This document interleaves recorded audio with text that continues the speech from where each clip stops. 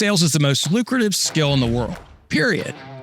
The problem is most sales advice out there today is outdated, cheesy, and can even keep you from getting the deals that can make all the difference in your career. This is the No BS Sales School, a podcast for entrepreneurs and salespeople who want to master the skill of selling without all the BS. One of the first things I often have to do with clients when I take them on is break their heart. And you probably wonder what the hell I mean by that. But here's what I found, that when I first start working with folks, they've got all these deals in their pipeline, right? All these millions of things they're working on. I got this great full pipeline. And then I go through it with them and we realize that most of what's in their pipeline is shit and it's not going to close, right? They're trying to close it based on hope or something. And so we have to have strategies for how do we figure out what's real and what's not.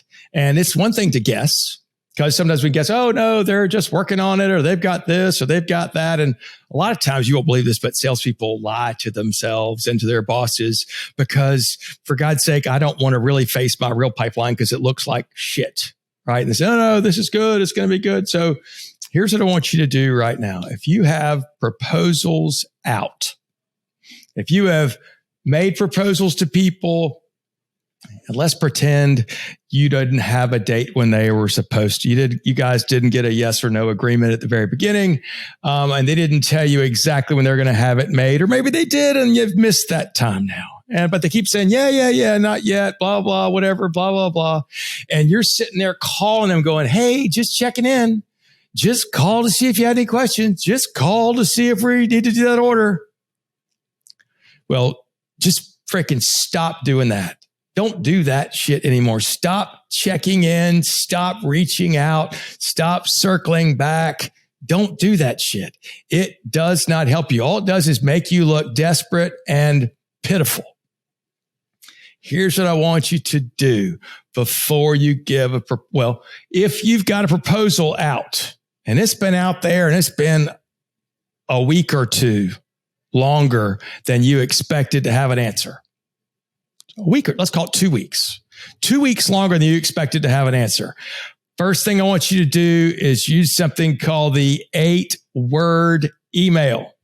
The 8-word email.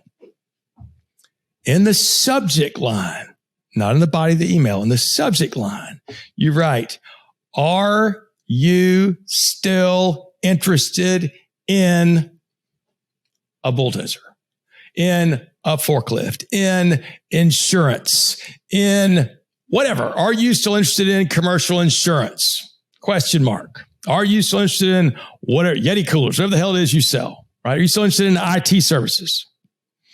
And then in the body of the email, nothing except your signature block. The only message is in the RE line, right?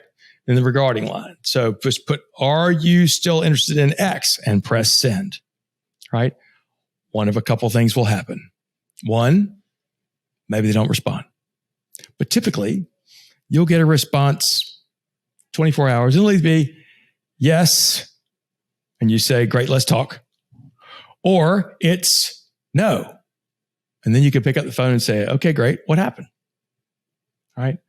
Are you still interested? Now, let's pretend you send the famous 8-word email and you don't hear anything. And it's been, I don't know, a couple of days, 3-4 days.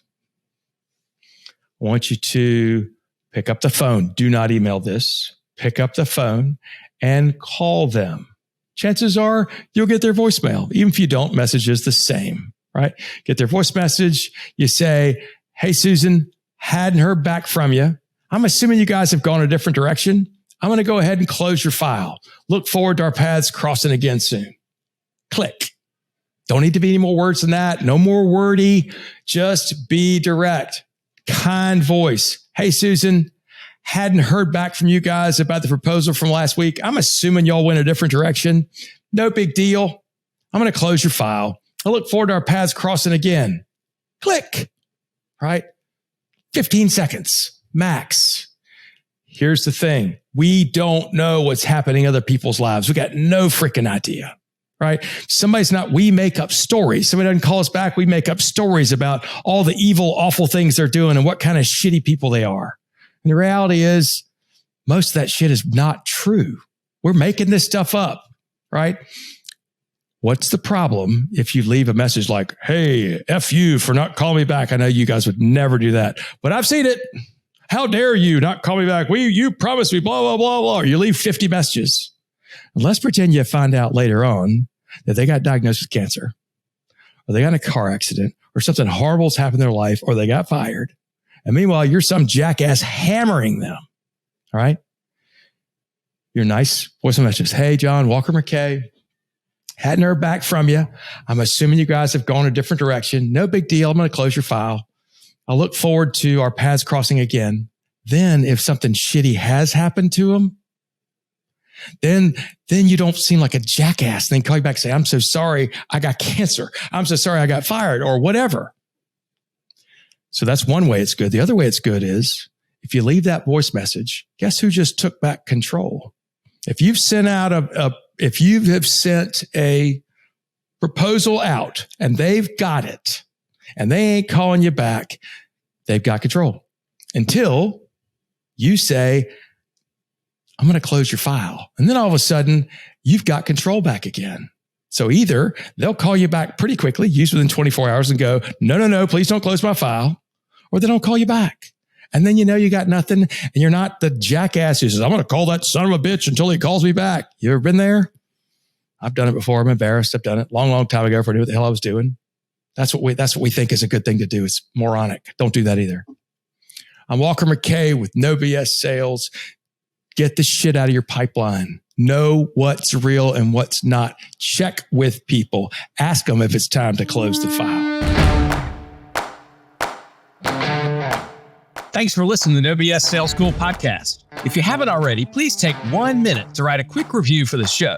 It really does make a huge difference.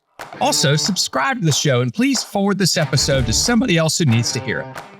As a bonus for listening, I'm going to give you access to a free mini course, 7 expensive sales mistakes you're making and what you can do about it. Go to www.7salesmistakes.com and get access to the free mini course. That's the number 7salesmistakes.com. Thanks again for listening to the OBS Sales School podcast.